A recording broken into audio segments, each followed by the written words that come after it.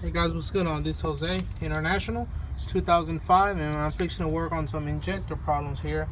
I'm gonna be showing you here a little bit.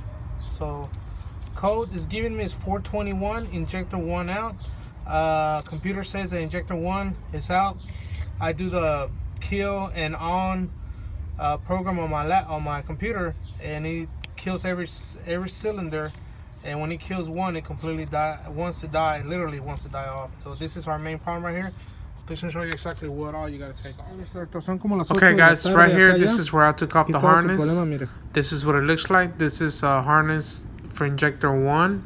If you look at it, it's pretty much gone.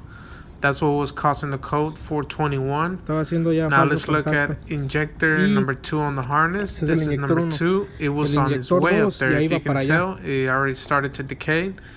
And we're gonna move on to number 3. That one's good. 4. That one's good. 5. That one is okay. 6. The other one was.